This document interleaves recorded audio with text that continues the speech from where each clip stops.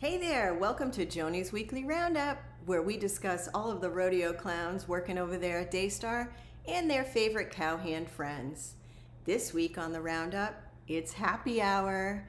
Let's belly up to the MorningStar bar, where we'll find Rick Joyner, Todd Bentley, and the occasional drop-in from Lance Wallnau. It has been reported that these cowboys enjoy throwing back bourbon and cokes before, during, and after church services over there at MorningStar. MorningStar is a seeker-friendly church that resembles more of a dinner theater type of a setup than a typical congregation. Congregants can enjoy sipping on coffee, tea, and enjoying snacks while they watch and participate in the services.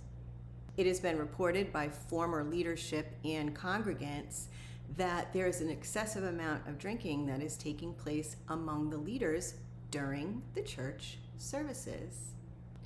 Todd Bentley has been seen kicking, choking, and knocking down congregants as he prays for them during the service, turning it into something that looks a lot more like a bar fight than a prayer service. Stephen Powell reported on his YouTube channel this week that former leadership was asked to bring mixed drinks, including bourbon and coke, over to the leaders' table before, during, and after church services. Now, on a side note, if you're interested in going over there to visit at the MorningStar Bar Church, we're not certain whether or not the open bar is available to congregants or if it's just reserved for the leadership. We'll keep you posted. It has also been reported that Rick Joyner gets so intoxicated that he is unable to drive, and it has been reported that he has been seen driving several times while intoxicated. Sadly, Rick's wife has reached out to the leadership at MorningStar to get help for her husband's drinking problem. Apparently, the current leadership is too busy searching out that perfect bottle of bourbon to have on hand for Lance Wallnau when he likes to pop in to wet his whistle. These men have turned the communion table of Christ into a den of drunken, brawling thieves. Next up on the Roundup, it looks like Doug's having his own happy hour over there at Daystar.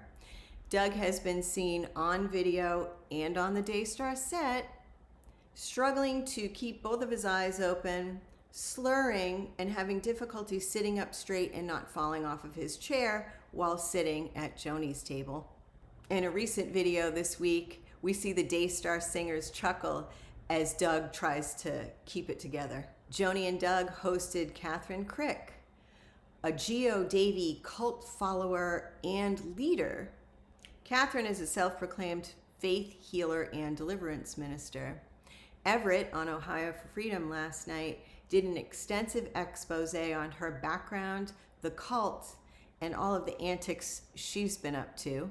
He reported that the foreword for Kathryn's first book was written by once acclaimed and now defamed cell phone prophet Sean Boltz.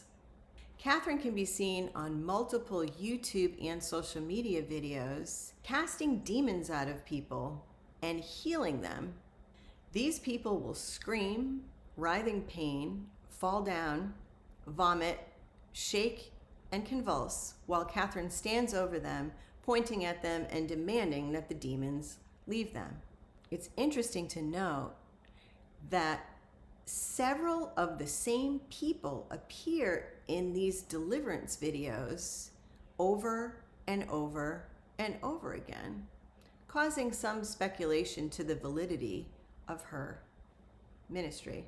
I hope Joni pulled her aside after the show and encouraged her to hire some new actors and actresses to appear in her fake healing and deliverance services that Kathryn puts on in front of unsuspecting crowds and congregations. Sadly, one of the videos that was recently circulated shows a young boy and his mother.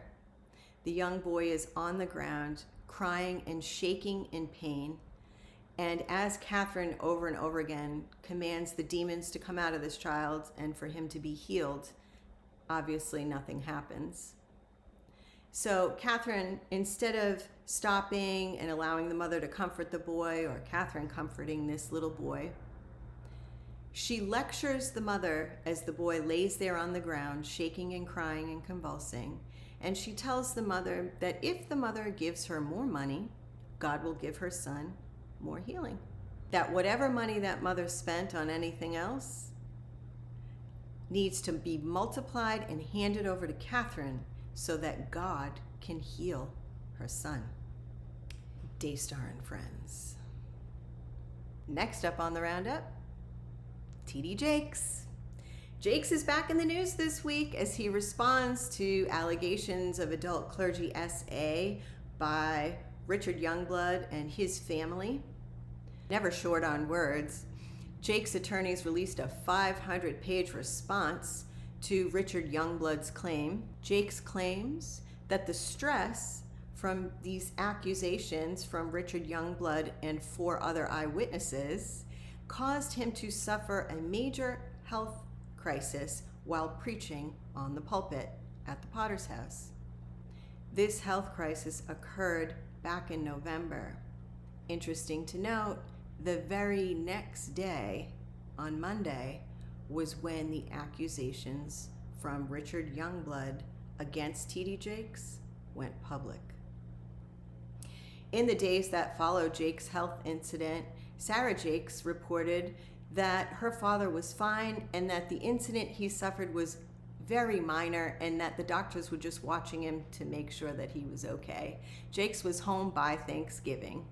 But when he came back to the pulpit to preach on New Year's Eve, he told his congregants that he nearly died, or he thinks he might have died, or almost died at least 2 times.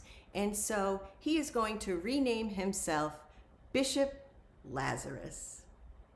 Lastly, in Jakes' response to the sworn affidavits of Richard Youngblood and 4 other witnesses, Jakes is quoted as saying, "I am tired of turning the other cheek." Next up on the roundup, President Trump's spiritual advisor and everybody's favorite evangelical Barbie, Paula White, is making the news. Videos of her and her husband, Journey's keyboard player, Jonathan Cain, resurfaced this week of a service they conducted a few years ago at their church.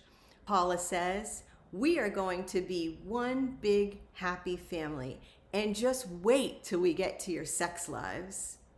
At that point, Paula says, "I know there are still kids sitting here in the service."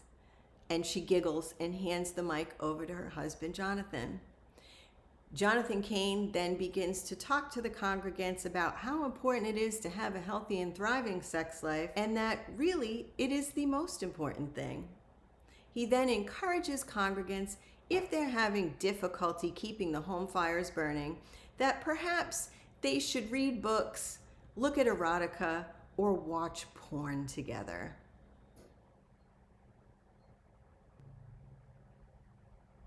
Paula responds, "I love my husband."